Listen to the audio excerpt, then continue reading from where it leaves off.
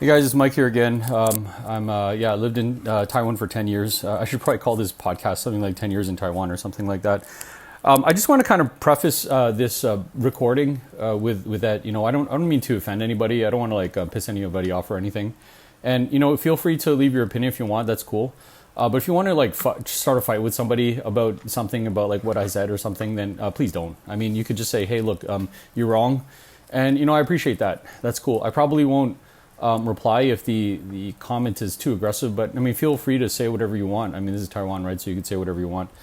Anyway, so yeah, I just wanted to talk about, what does freedom in Taiwan mean anyway, right? So like, first thing is, you can say whatever you want. I mean, within reason, obviously, right? Because, there's kind of like this rule, I guess, or unwritten rule, where come from anyways. I don't know if that's in Taiwan, but don't talk about politics, don't talk about religion with people, because it's a surefire way to get people upset with you. And I guess that's probably the same type of situation in Taiwan. As long as you steer away from really sensitive topics, I think you could probably say whatever you want, right? The national food of Taiwan is stinky tofu, and if I said to you I don't like stinky tofu, that's my prerogative, right?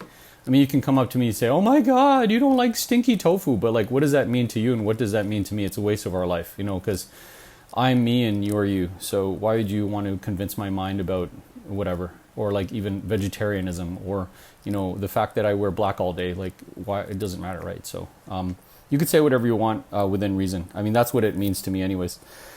People can come and go as they please. I don't know if there's anybody that I used to know somebody a long time ago who would just come in and out of Taiwan all the time.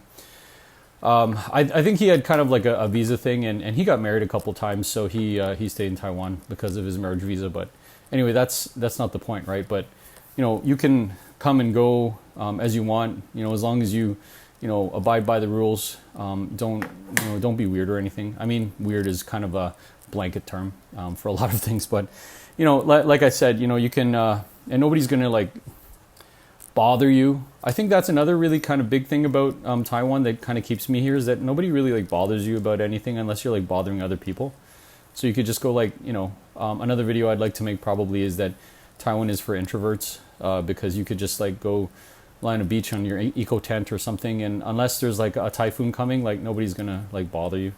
There's no security guard out there that's guarding the beach and saying, hey, you can't lie on the beach in your eco tent. So yeah, you can come and go as you please. You can go wherever you want. You can live wherever you want.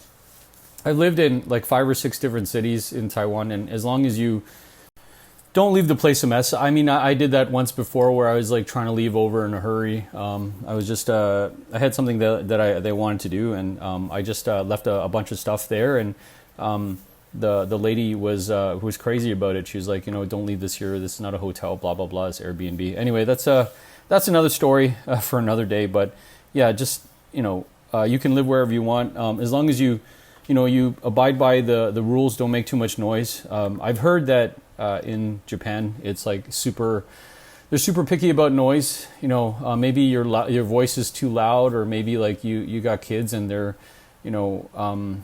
running around on the floor, and then your neighbor downstairs is going to be saying hey, you make too much noise. And usually they're I hate to stereotype, but usually they're probably somebody who's 100 years old who's really sensitive to noise. And I mean, that's cool, but at the same time, okay, then you guys got to figure out some type of a way that you guys can live with each other. Some people have some type of special padding that they put on the floor so that it doesn't make noise to the bottom floor. And you could even show it to them. Hey, look, I got this special padding here, and whatever you're hearing is probably from somewhere else. So, you can live wherever you want as long as you don't bother other people, and obviously as long as they don't bother you. So you have that choice. You can eat whatever you want. I mean, this is not so much something to do with, your personal freedom, but I guess your personal preference. I always joke about militant vegans, and I don't know if you guys are vegans or not, but somebody will come up to your face and be like, "Oh no, you're eating meat. That's killing animals and blah blah blah." And I have my friends over in different places, and they hate those type of people, so it actually prompts them to eat more meat. Because it's kind of hey man, you don't tell me what to do. Don't tell me what to put in my body. If I want to eat it or not, then that's fine. But yeah, you could eat whatever you want, and there's so many different options. There's night markets. And people, I mean, sometimes I feel that night markets are overrated, and sometimes I feel like they're underrated. I feel like they're underrated because the night markets that people don't really go to, they have like some of the best stuff, and the night markets that everybody does go to, it's kind of like, yeah, okay, there's maybe like one or two like kinds of food that are really great, but then like the rest of it is just meh. So I think you just kind of have to pick and choose, and just for the fact that like everybody's like a independent proprietor at these places, so and the quality varies, right? So but you can eat whatever you want. Just don't be too noisy. I have an example, and it's actually not exactly from Taiwan, but when I was in South Korea. I went to the birthday party of somebody who like I hardly even know or knew at the time, and we were making all this crazy noise on top of the not balcony, but like I guess it's kind of the penthouse, but like the top floor of the building, and then some security or police guys came and they say, hey, you guys need to keep it down, blah blah blah. I guess we were kind of being too rowdy. Maybe one or two of the people was drunk, but obviously don't do that. Don't do that in Taiwan, and you'll kind of have a good time, especially if you're like in a small town. You don't want to do that. I know that there's probably like a bunch of like university graduates, and they all get together. Maybe maybe there's 10 or 15 of them, whatever, and you guys get nuts. I used to be like that, right? So I used to have this friend in Korea. His name was James, and he was like the only foreigner in this really small town in Korea. So we used to call it Jamestown because like nobody really knew the name of the town, of the city.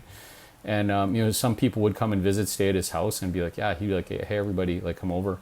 We were watching like this weird bullfighting thing that they have in Korea. Anyway, the point is that after that we got rowdy, so they told us to be quiet, and that's it. Yeah, don't make people feel uncomfortable. When I came to Taiwan, I don't want to say that I made people feel uncomfortable, but like people, they make certain types of gestures, and there's also like the personal space with people. It's kind of weird that I would say in Canada the personal space is a lot bigger than it is in Taiwan, and like in terms of like you say you go on the MRT and stuff like that. But the thing is though that you have some friend, even if it's like male female, female male, male male, whatever, people they go in for a hug, and it's cool. Like sometimes they'll be like, oh yeah, you're a hugger. Okay, great, let's hug. But like I would say almost absolutely not. Especially if you really kind of don't know them on that level, right? And I guess with ladies sometimes it's okay. You're just like, okay, they like each other, they're friends, and blah blah blah, and then they hug. That's cool. But man goes in for the hug, and it's like a woo, especially if it's in public, right? It's just considered too close. And I didn't really do any hugs and stuff like that before, but it's just whatever it is, you got to kind of like read the room, and don't make people feel too uncomfortable. And I don't know what they're going to do about that. Maybe they might like tell your boss or tell their friends or blah blah blah. I remember saying something to a friend of a friend who's like a foreigner that came here for a visit, and I told him kind of like online the reason why people didn't want to hang out with him, the reason why people didn't want to talk to him, and it was kind of like his foreignness. I won't really like get too much into it, but he got super ballistic and took it really personally.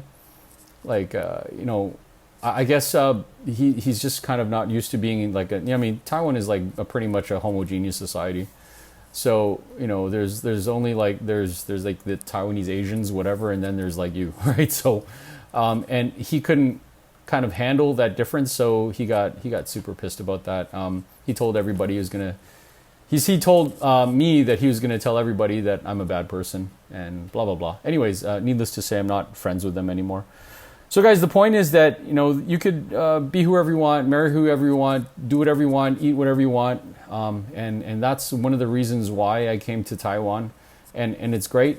And like I said about the opinions thing, you can listen to me and I can listen to you, but if I don't want to listen to you, that's cool, and you don't want to listen to me, that's cool. And as long as we don't bother anybody, then that's okay. As usual, leave a comment and say what you think about what I said, and I'll see you guys later. Bye.